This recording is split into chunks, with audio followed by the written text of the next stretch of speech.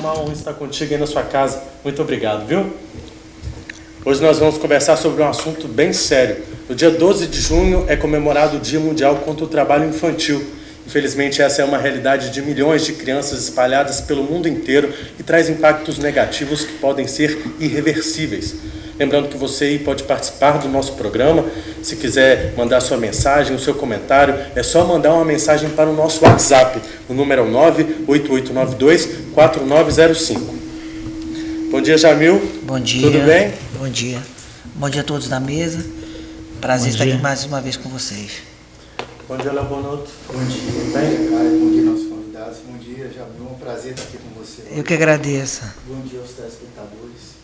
Bom, e para a gente conversar sobre esse assunto tão importante, a gente recebe a Andréia Moreira Caetano de Oliveira, que é conselheiro tutelar. Bom dia. Bom dia, obrigada pelo convite, é um prazer estar aqui com vocês. Prazer é nosso. Sua estreia aqui, né? É a primeira vez. Bem-vinda, pode ficar tranquila que hoje o papo vai ser bom, tá bom? Obrigada.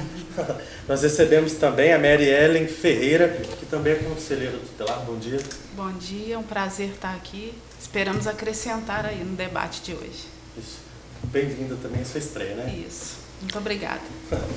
E também nós recebemos o delegado de polícia, Sérgio Luiz Lamos. Bom dia. Bom dia, agradeço o convite, agradeço a participação aqui, espero que o debate seja produtivo. Tomara. Obrigado, é um prazer te receber aqui na sua estreia também. Né? Muito obrigado. Bom, segundo os dados divulgados pela Unicef, a estimativa é que aproximadamente 168 milhões de crianças sejam vítimas do trabalho infantil em todo o mundo. Segundo a Organização Internacional do Trabalho, cerca de 20 em cada 100 crianças começam a trabalhar a partir dos 15 anos de idade e são privadas de usufruir dos direitos à educação, saúde e lazer, que são os direitos básicos, né, de qualquer criança. Sim. Tanto a Constituição quanto o ECA, o Estatuto, eles resguardam esses direitos fundamentais. Quando a gente fala de trabalho infantil, qual que é a realidade aqui em Juiz de Fora? A realidade aqui em Juiz de Fora é que nós temos algumas famílias que fazem isso e também aquelas que ficam invisíveis, por exemplo, o trabalho doméstico. Então, muitas vezes a gente não fica sabendo. O que se é denunciado tem como fazer um trabalho, mas o que não se fica escondido no invisível. Então nós temos índice de poucas famílias, mas existe. Mary, e quando a gente fala de trabalho doméstico, o que pode ser considerado algo prejudicial para a criança nesse quesito e quando é só uma ajuda dos pais? Existe uma distinção? Existe sim, Caio. Olha só. Às vezes a adolescente ou uma criança mesmo por cerca de 11 anos começa a ter a obrigação de cuidar de um irmão mais novo, de chegar até o fogão para arrumar alimentação. Inclusive teve um caso aqui em Juiz de Fora que a criança teve uma grande porcentagem do corpo de queimadura. Ela foi esquentar uma água para fazer o café e se queimou. Então, para quem é leigo, acha que a criança está tomando conta de uma criança menor, não quer dizer nada. Está olhando o bebê porque a mãe foi trabalhar até chegar um adulto, mas tem sim, gente, isso é muito grave. Se acontece, por exemplo, uma queda com essa criança, durante o período que essa criança está sob os cuidados de uma outra criança ou de um adolescente, quem será responsabilizado? E se essa criança ou esse adolescente, por temer represálias, não falar da situação? Acontecer algo mais grave, essa criança vir passar por um hospital, chegando às vezes até o óbito. De quem será a culpa? Dentro do que você está colocando aí, eu acho que a gente pode debater um pouquinho do limite. Sim. Entre você ter uma criação, entre que os pais preservam a questão familiar, a questão, né, dos irmãos estar convivendo bem, e essa questão da periculosidade, de estar fazendo uns trabalhos nesse sentido. Onde que é esse limite? Aonde você vê que vamos dizer, interessante, que é educativo, você está criando um contexto familiar e em relação a essa questão do trabalho que você está falando aí? Olha só, Jamil, eu não vejo problema numa criança ou um adolescente ter alguns compromissos. Arrumar uma cozinha, passar uma vassoura na casa, lavar as peças íntimas, arrumar uma cama, isso não tem problema. Agora, ter a responsabilidade de cuidar de uma criança, um outro ser, também em idade peculiar, isso é muito sério. Porque a criança ou adolescente, naquele momento, às vezes, está sendo privado de um estudo, de uma outra atividade extracurricular. Inclusive até um lazer, né? Isso. Que é um direito e é, pelos psicólogos, o assistente fala, é de grande produtividade para o crescimento até psicológico da criança. Sim. Isso mesmo. Atrapalha o desenvolvimento. Porque tudo que vira obrigação muda o sentido. A gente vai falar daqui a pouquinho sobre todos esses impactos, né, que o trabalho pode causar, tanto físicos quanto psicológicos. O que eu gostaria de saber do senhor é quais são as punições para as famílias ou para os responsáveis dessas crianças que são pegas trabalhando. Bom, inicialmente eu gostaria de resgatar o que nós temos de arcabouço jurídico que disciplina a questão do trabalho. Nossa Constituição da República Federativa do Brasil, no seu artigo 7º, ele fala sobre o trabalho e apresenta vários direitos e garantias a respeito do trabalho. No inciso 33, ele estabelece que veda o trabalho noturno, perigoso e insalubre para o menor de 18 anos. Ele veda o trabalho para os menores de 16 anos, salvo na condição de aprendiz a partir dos 14. Então, é certo dizer que a Constituição não prevê o trabalho da criança, porque o nosso Estatuto da Criança e do Adolescente, que é a Lei 8.069, fala que a criança é a pessoa que tem até 12 anos incompletos. Como a Constituição prevê a condição de aprendiz até a partir dos 14 anos, não há previsão constitucional de trabalho infantil. Mas eu gostaria de trazer um tema novo para debate, porque quando a gente fala em trabalho infantil, a gente pensa logo em trabalho ou doméstico, ou um trabalho excessivo. Acredito que as pessoas, grande parte das pessoas, cresceu assistindo Sandy Júnior cantando. Assistiu Carrossel, crianças fazendo novela. Outros personagens infantis que efetivamente trabalham, há uma autorização da Justiça do Trabalho, mas trabalham. Então, é importante dizer que o Brasil ele é signatário de tratados internacionais, dentre os quais, quando fala sobre trabalho de criança e adolescente, ele não estabelece idade. Ele fala que o trabalho ele deve ser vedado quando atrapalha no desenvolvimento estudantil, no desenvolvimento pessoal e na saúde. Os tratados internacionais eles não definem datas. Então é interessante que é recorrente, principalmente nos mais velhos, dizer que o Brasil está assim hoje, porque quando ele era criança, ele trabalhou, ele fez, ele ajudou, hoje aposenta até mais cedo e tem até esse debate sobre a questão previdenciária. Mas é importante a gente resgatar essa questão de analisar o caso concreto.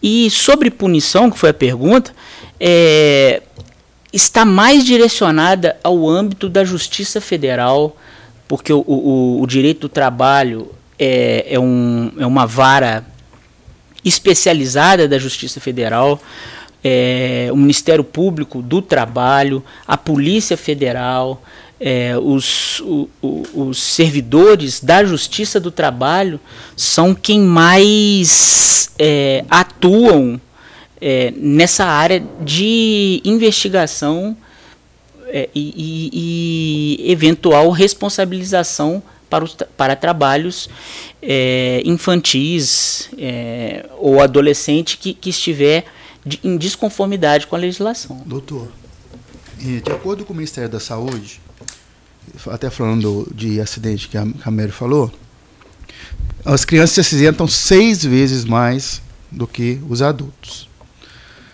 E falando da punição, que o Caio perguntou, punição aos pais. Porque muitas vezes as crianças não têm outras pessoas para olhar por elas.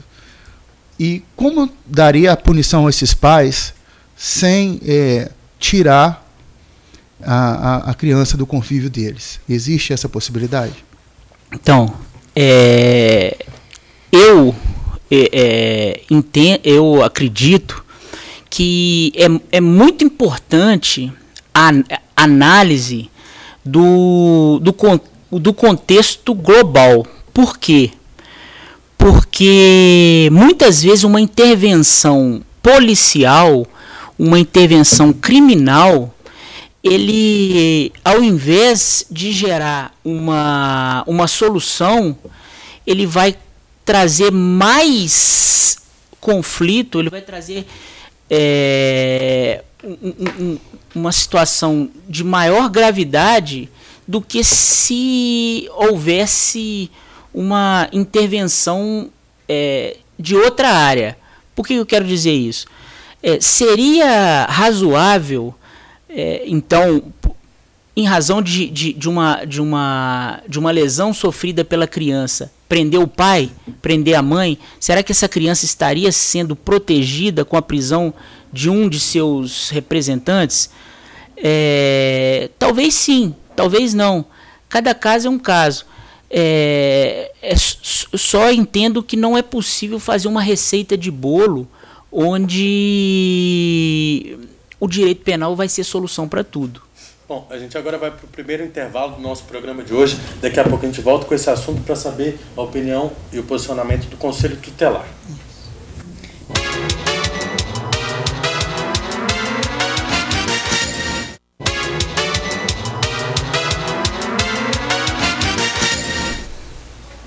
Estamos de volta com a mesa de debates aqui pela TVE Juiz de Fora. Já, se eu gostaria de fazer uma pergunta. Bom, o doutor falou muito bem, né? Não se trata também, a percepção também, de uma ciência exata, né? Nós tivemos casos, falamos aqui de artistas, de duplas. Você tinha uma apresentadora de um canal que ela cansou de declarar que era arrimo de família, que ajudou a mãe, né? Porque ela não tinha.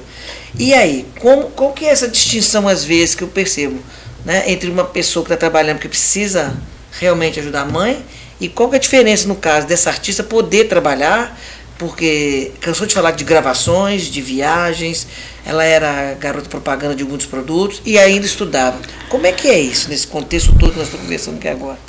Né? Fica aí vocês três à vontade para... A situação dessa... antes de eu te dar essa resposta, só queria falar a respeito com o delegado ali, porque enquanto ele falava sobre o trabalho infantil, ele esclareceu que não tem, mas o ECA e a Constituição Federal, eles tratam que é proibido o trabalho, independente da idade. Menores de 16 anos, independente da idade, só é autorizado a partir dos 14 como aprendiz. Mais anterior, tudo se é proibido. É proibido, qualquer tipo de trabalho é proibido. Então, assim, agora, essas crianças que estão na televisão têm autorização judicial. Então, é um âmbito maior, né? Então, poxa, mas por quê? Qual que é a diferença entre aqueles que estão aqui e que precisam ir? Infelizmente, nós temos as leis e nós temos que respeitá-las. Se a justiça autorizou, quem somos nós, né?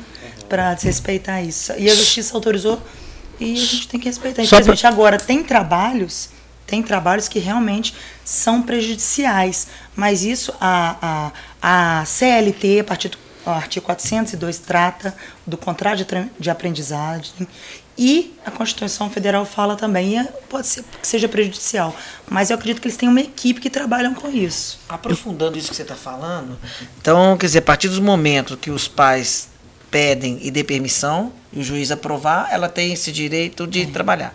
Então seria generalizado isso? Se o juiz autorizar.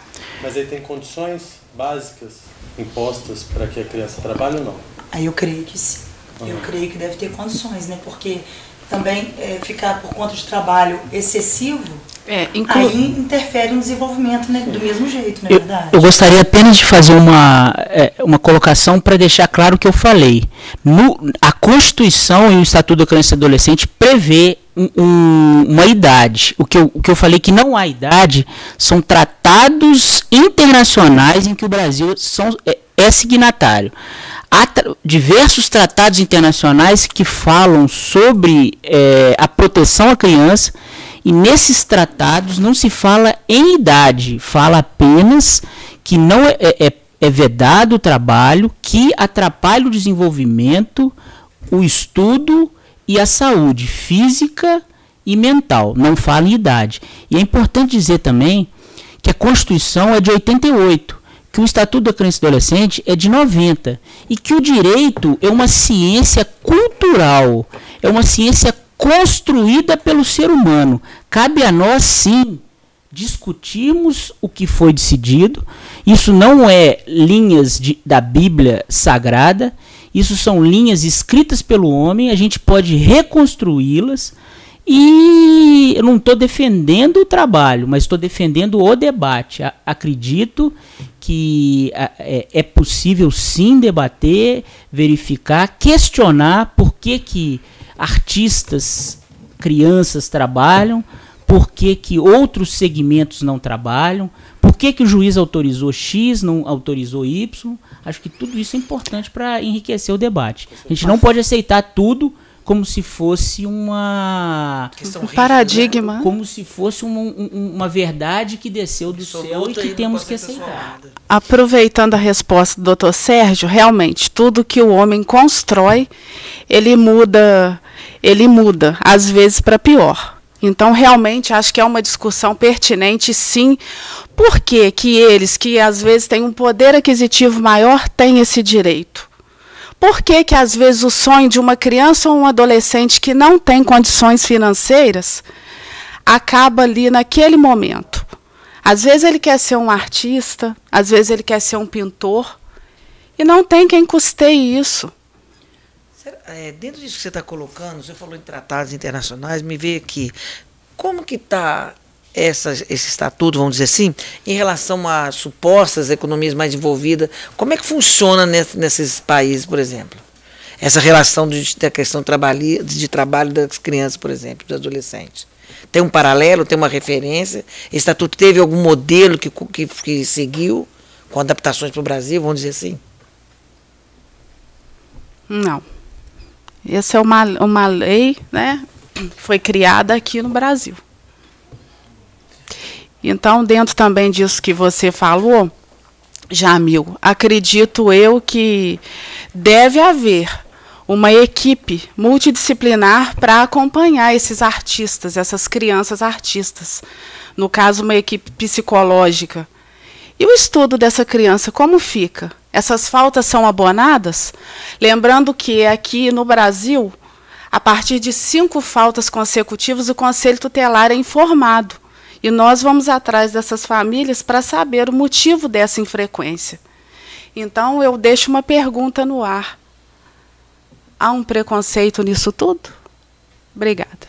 Bom, eu acho interessante a gente abordar essas questões, mas tem outras crianças que são afetadas com diversos outros tipos de trabalho e que a gente não poderia deixar de falar, por exemplo, como a exploração sexual, sabe, que é algo que é real e que afeta psicologicamente essa criança para a vida inteira.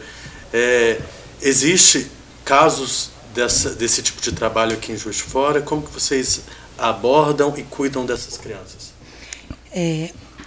Existem casos, tem famílias que não trazem esses casos. O problema maior de todo o trabalho infantil é a questão das pessoas não denunciarem.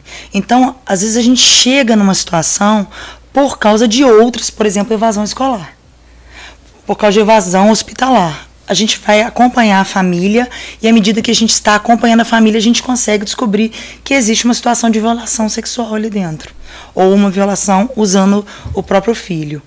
nós acolhemos, fazemos sindicâncias, visitamos e encaminhamos para os órgãos, encaminhamos para acompanhamento, que é o CREAS, que trabalha com a violação dos direitos, aqui em Juiz de Fora. Quando vocês encontram essas crianças, né, como que vocês veem o estado delas psicológico? Totalmente alterado, totalmente abalado. É muito difícil. Quando eu comecei, eu vou te falar, eu já chorei muitas vezes. Porque eu sou mãe também, e é uma coisa muito triste uma mãe e um pai colocar seus filhos nessa situação. Eu acho que é uma falta de Deus, é uma falta de temor. A pessoa que se dispõe a fazer isso é uma pessoa que não tem temor a nada, né? Porque muitos falam que vão fazer, vão continuar fazendo e ninguém vai fazer nada. E esse trabalho infantil, ou mesmo sexual, ou mesmo trabalho infantil, igual a gente está falando da menina lá do SBT, quando você pega uma criança que está trabalhando e esse trabalho dela ajuda no sustento da família, qual é o procedimento que faz? Porque você vai tirar a criança do trabalho também e vai prejudicar a renda familiar. Às vezes um pai não pode trabalhar, uma mãe não pode trabalhar. A criança vendo aquilo, ela mesma se identifica e fala assim, eu vou tentar ajudar. Mas ela não pode trabalhar. Qual o procedimento e como a sociedade pode ajudar essa criança e esses pais? A sociedade, ela encaminha, nós também, encaminhamos para os órgãos que podem ajudar, que no caso assistência social de fora, né? As portas, CRAS, CREAS, Conselho Tutelar, as UAPs também ajudam. Agora, em relação a isso, a gente encaminha para a vara da infância para que possa existir a autorização. Porque como tem esses casos, e só o juiz para definir. Nós não temos poder e autoridade para isso, para definir essa autorização. Porque realmente é uma situação de muito... a gente fica sensibilizado, né? Agora, por exemplo, tem essas mães que levam seus filhos para vender na rua. Usam as crianças. A gente vê isso muito. No Juiz de Fora tem isso ao extremo, a mendicância e a questão de venda de balas. Isso, eu vou falar para vocês, isso é um mal. É um mal que está atingindo as famílias e muitas das pessoas da sociedade acham que estão ajudando e não estão ajudando. Essas famílias são acompanhadas por toda a assistência social do município, elas têm ajudas, elas são visitadas, nós visitamos a casa delas e elas não. Mas tem uma questão cultural. Uma questão cultural, mãe passa para filho. E as meninas ficam sem escola, ficam sem desenvolver. Quando a gente conversa com as meninas, elas falam, mas eu quero continuar fazendo isso. Elas já exigem, elas têm comerciantes que elas estão enfrentando, e a situação está cada dia pior. Nós já falamos, já avisamos, a vara está sabendo, já está sendo trabalhada, a equipe técnica já está fazendo um trabalho, a gente está tendo reuniões direto para que esse mal seja acabado. Por isso, com essa indignação, essa inconformidade, essa revolta, eu, por conta minha, resolvi criar essa campanha, esse projeto que chama Agir e Reagir. Que a gente vai abordar mais daqui a pouco, depois do nosso intervalo. A mesa de debate já volta.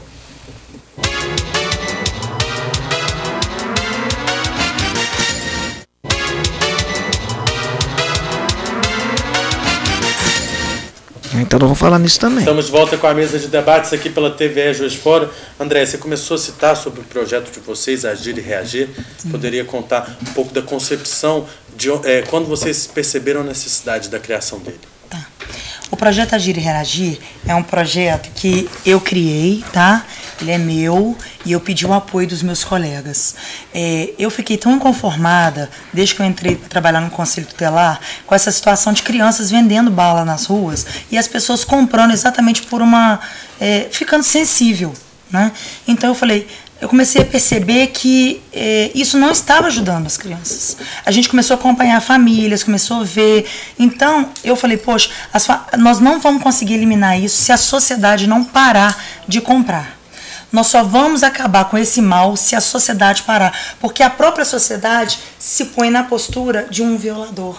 Quando ela começa a comprar isso de uma criança, de um adolescente. Porque naquele momento que ela está ali vendendo, não era para ela estar. Ela para estar na escola, ela para estar fazendo um trabalho contra turno escolar, uma atividade no curumim. Mas não, ela está ali porque ela tem meta Ela tem meta, ela tem que estar ali porque senão, então não vai ter nada para comer dentro de casa. Por quê? Porque a mãe usa a criança, porque as pessoas vão comprar se tiver com a criança. Se tiver com a mãe, não vão comprar, né? Então, eu fiquei tão revoltado com isso que eu falei, agora eu vou pedir à sociedade para parar de comprar. Porque é muito triste você ver uma criança o dia todo na rua, pedindo para vender e a mãe sentada comendo um salgado, fumando seu cigarro, às vezes batendo na criança.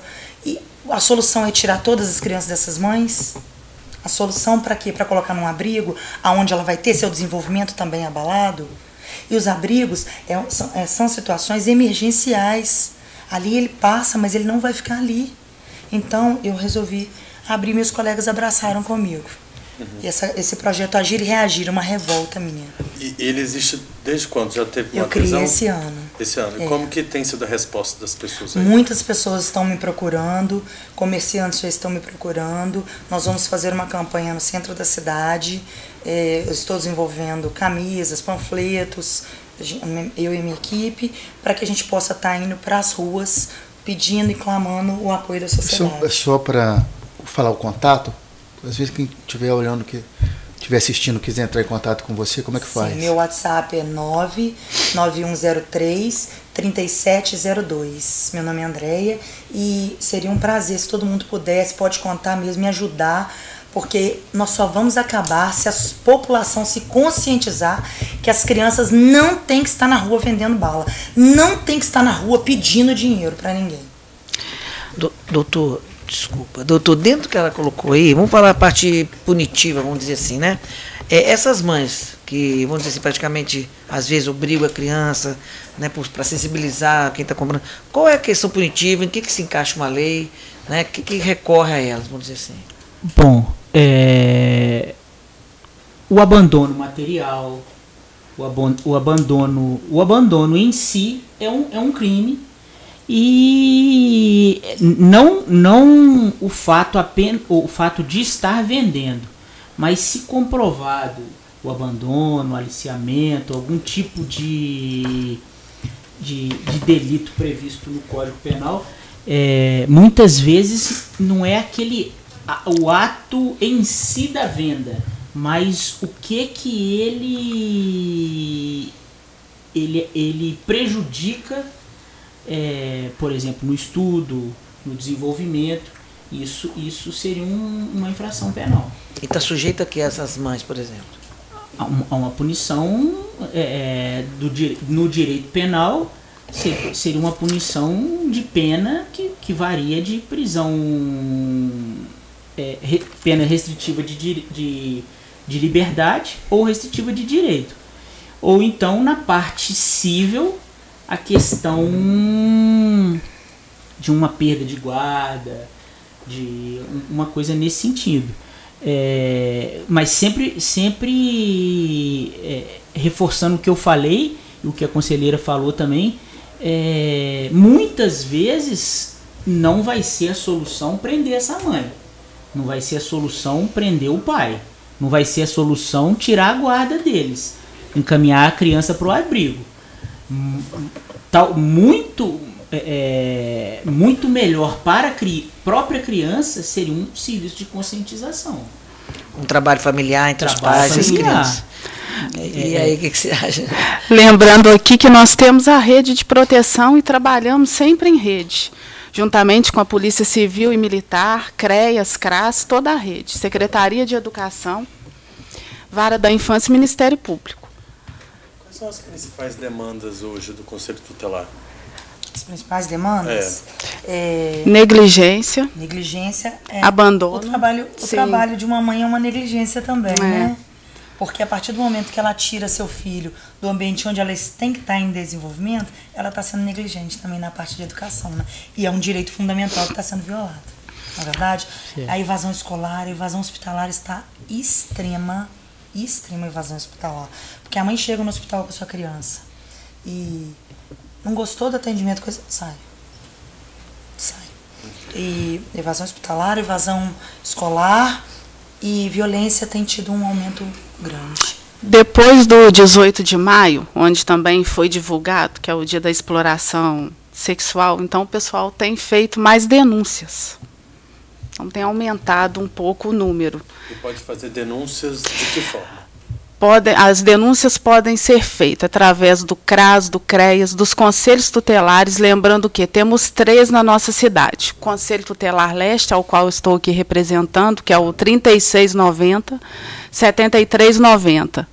Conselho Tutelar Centro-Norte, 3690, 7398. Conselho Tutelar Sul-Oeste, 3690, 7397. Através do Disque 100, é onde recebemos a maioria das denúncias, e o 181. Mary, só voltando a falar do trabalho infantil, a gente estava discutindo aqui no intervalo, às vezes a criança ela quer comprar alguma coisa, os pais não têm condição de dar, aí o consumismo, né? Uhum. E aí ela parte para o trabalho. Mas nem sempre esse trabalho, quer dizer, o trabalho infantil já não é lícito, mas às vezes tem trabalhos que são mais perigosos ainda, como as drogas. Sim. Né? Como é feito a abordagem e a ajuda da criança, por exemplo, que está começando a trabalhar, até, delegado, se eu puder me ajudar, trabalhar com a droga, está vendo ali uma forma de dinheiro fácil, chegando fácil. Tem um amigo, um debatedor, advogado aqui, é o José Lúcio Fernandes, que ele fala que a criança, um adolescente, quando ele completa uma determinada idade, ele deveria ser obrigado a tirar uma carteira de trabalho, 16 anos, por exemplo, e a sociedade ajudar essa criança a conseguir um trabalho de aprendiz. Isso vai tirar ele da rua, da droga, e vai ajudar ele a entrar para a sociedade.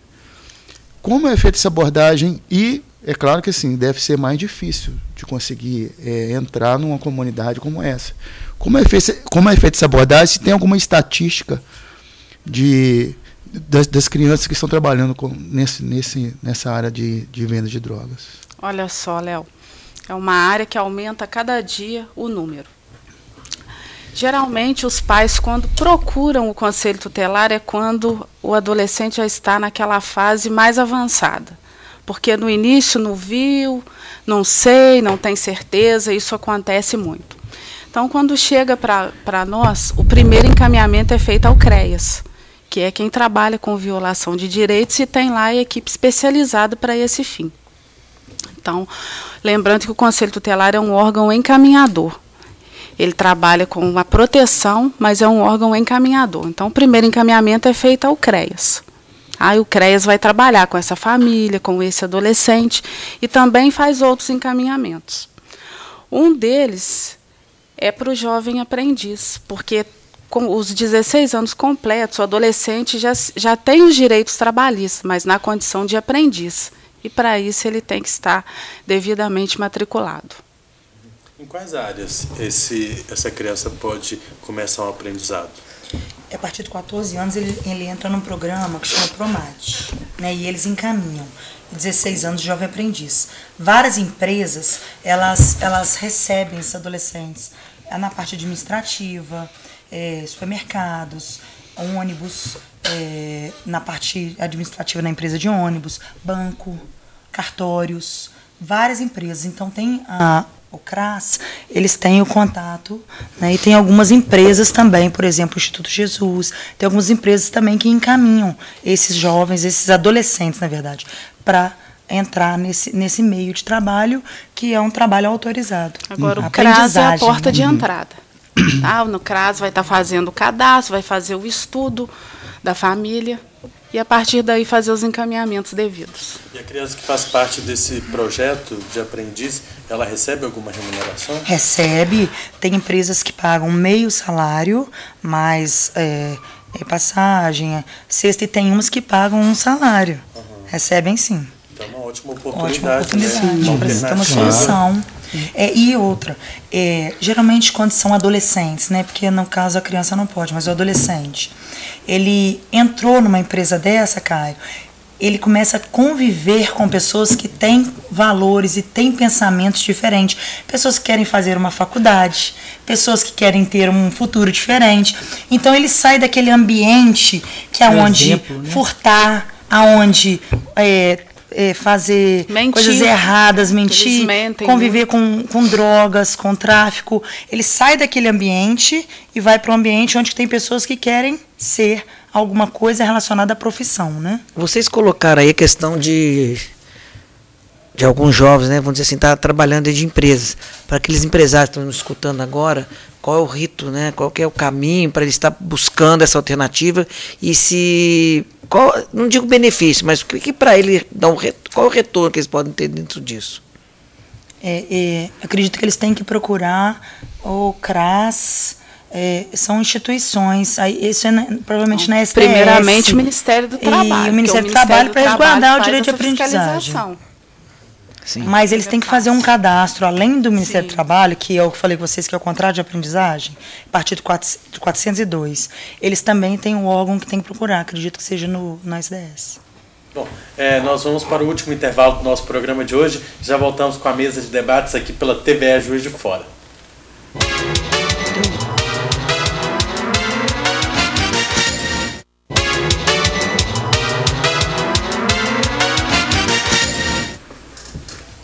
Estamos de volta com a mesa de debates aqui pela TVE Juiz de Fora. A gente fala sobre essas questões que envolvem a criança. A gente sabe que tem muita gente envolvida. E quando os pais eles acabam desistindo da criança, qual que é o futuro que se dá a ela? O que deve ser feito? Em falar nessa questão acontece lá no Conselho Tutelar, chegam famílias falando para a gente fazer alguma coisa que não quer mais. Não quer mais isso daí, essa coisa. Como se fosse coisa, né? Então, assim, a primeira coisa que se precisa fazer são as famílias se conscientizar que o filho é dele, a responsabilidade da educação é dele.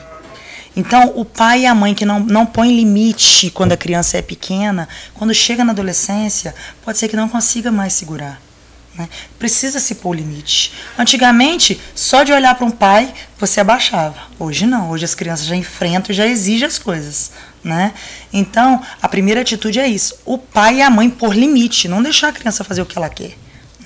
Depois, quando chega já numa idade que já está, porque muitas vezes é por limitação, outras não, outras é porque se envolveu com amigos e que estão indo para um lado errado.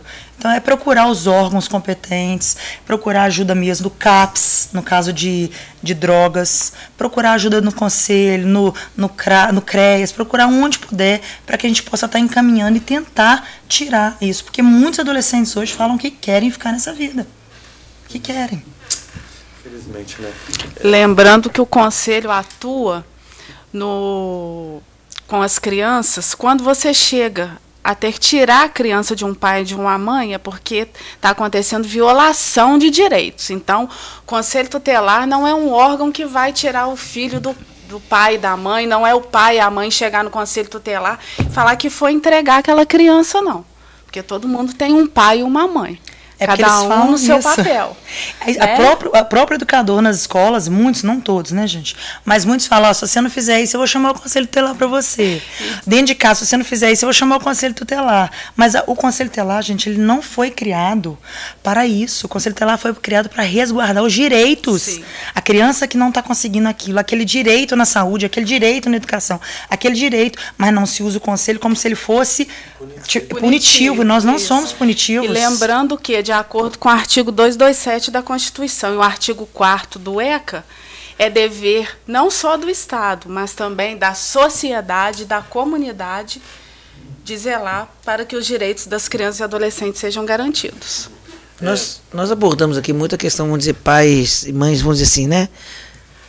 No caso de um dos dois, vamos dizer assim, estiver separados, está vivendo com parceiros ou parceiras, já existe casos de pessoas, né, só que são parceiros, não são pais biológicos, de estarem também nessas condições. Como é que funciona isso aí? Isso é a mesma coisa, as leis? Como é que funciona, vamos dizer, a questão de punitiva ou explicativa em relação a isso também? Perdão, quando está tendo um conflito entre o casal... Porque às vezes os pais são separados, cada um está com um outro parceiro ou parceira, e esse parceiro ou parceira acaba, né, abusando ou batendo de outra forma, né? E aí, é a mesma coisa, o mesmo caminho? Nós levamos, quando chega ao Conselho Tutelar, se chegou e aquilo aconteceu naquele momento, nós temos que levar já polícia, fazer exame do corpo de delito, encaminhar, pedir, aí vai para o delegado, vai depois para o juiz, né? Dependendo da situação, o delegado manda prender até na hora, se for averiguado, né, delegado? Assim, o direito penal é do fato, não é do autor. Então, independentemente de quem estiver violando o direito da criança, se for uma violação em nível criminal, ele vai ser punido. Pode ser que exista alguma agravante no caso diferente, mas não vai desconstituir o crime porque é companheiro, amigo. No caso, o rigor é o mesmo. O rigor é a lei, como você falou, fato em si, não é isso? Independente do causador. Independente do causador. E muitas vezes o próprio violador é a mãe, tá? É verdade. E vai acabar tanto na vara da infância quanto na vara de família. Uma outra dúvida que eu dei é o seguinte: eu tenho uma prima, e essa minha prima tem um filho que tem 12 anos. Ela estava num supermercado aqui em Juiz de Fora, e o menino saiu para dar uma volta, e quando a minha prima deu falta dele, foi atrás dele, tinha um homem segurando ele, levando ele para fora do supermercado. Aí minha prima gritou, o homem saiu correndo, largou o menino e tal. A minha pergunta é: as crianças desaparecidas, como é que está o caso de crianças desaparecidas e qual é o procedimento que é feito para ajudar as famílias a recuperar esse trauma? Bom, posso? Claro. Aqui em Minas Gerais, a Polícia Civil ela foi organizada com a criação de uma delegacia especializada de localização de crianças e adolescentes desaparecidas em Belo Horizonte. É uma delegacia especializada nessa atividade.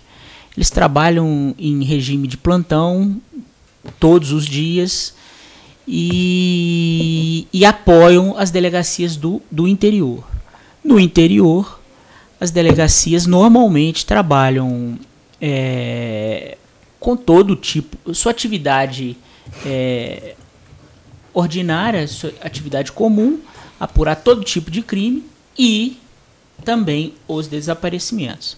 Por exemplo, Juiz de Fora. Juiz de Fora, além de algumas delegacias especializadas, como drogas, roubos, homicídio, mulheres, idosos, animais, trânsito, nós temos 7 delegacias distritais que são divididas pelos territórios. Então, uma eventualidade de um fato desse ocorrer em Juiz de Fora, a delegacia da área onde houve o desaparecimento irá fazer as investigações. O que há de orientação é que, uma vez constatado o desaparecimento, procurar a polícia imediatamente e registrar uma ocorrência. Não precisa nem procurar a polícia, ele pode fazer pela internet. Existe um site que